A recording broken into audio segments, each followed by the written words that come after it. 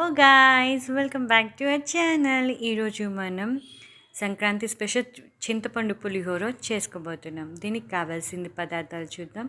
కొత్తిమీర, 2 రెప్పలు కరివేపాకు, 4 పచ్చిమిరపకాయలు, 2 ఎండుమిరపకాయలు అండ్ నిమ్మ సైజ్ అంతా చింతపండు, పోపు దినుసులు, ఆవాలు, జీలకర్ర, మినపప్పు అండ్ శనగపప్పు. పులిహోరకి మెయిన్గా కావాల్సింది ఏంటి, మనకి పల్లీలు అండ్ కప్ రైస్కి 2 cups ఆఫ్ వాటర్ తీసుకోవాలి. ఈ పులిహోర స్పెషాలిటీ ఏంటంటే మనకి టైం సరిపోదు, హడావిడిగా ఉంటుంది. అప్పుడు ఫాస్ట్గా చేసేయాలంటే ఈ రెసిపీ ట్రై చేయొచ్చు. అండ్ ఈవెన్ రాని వాళ్ళు కూడా ఈ రెసిపీ పర్ఫెక్ట్గా పులిహోర టేస్ట్ ఏం తగ్గకుండా మీరు చక్కచక్క చేసేస్తారు. చూడండి, ఫస్ట్ ఈ రైస్ని మనం వాష్ చేసుకొని దీనికి నానబెట్టాల్సిన అవసరం లేదు. వాష్ చేసుకొని మనం పక్కన పెట్టుకుందాం. ఈ రైస్ని పక్కన పెట్టిన తర్వాత మనం ఏం చేద్దామంటే ఒక ప్యాన్లో 2 గరిటెలు ఆయిల్ వేసేసి దాని తర్వాత మన నిమ్మ సైజ్ అంత చింతపండుని నానబెట్టి గుజ్జును తీసి ఆ గుజ్జు అండ్ వాటర్ 2 కలిపి 2 glasses అవ్వాలి మనకి. సో అలా చేసుకోవాలి. ఒక గ్లాస్ గుజ్జు వాటరీగా తీసుకొని ఒక గ్లాస్ వాటర్ అయినా తీసుకోవచ్చు, మీ ఇష్టం.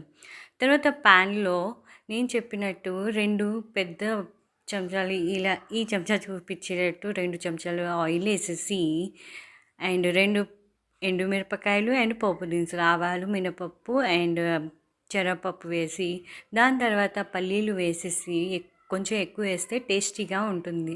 సో కొంచెం అవి దోరగా వేయాలి.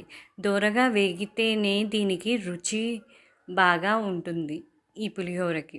దాని తర్వాత మనకి కరివేపాకు అండ్ పచ్చిమిరపకాయలు చీలికలు చేసి వేయాలి.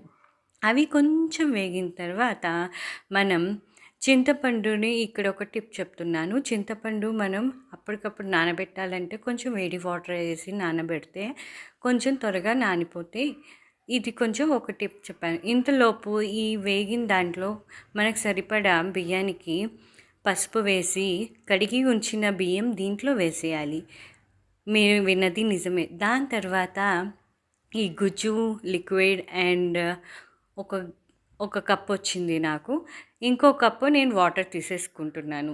ఈ వాటర్ తీసేసి ఇంకా అంతే కొంచెం కలిపేసి మూత పెట్టి 2 whistles, దాని తర్వాత చిటికెడు ఉప్పు, రుచికి సరిపడా ఉప్పు వేసి 2 whistles రానిస్తే చాలు. అంతే, సింపుల్. దానిపైన కొంచెం కొత్తిమీర వేసుకొని గార్నిష్ చేసుకుంటే మనకి చింతపండు పులిహోర రెడీ.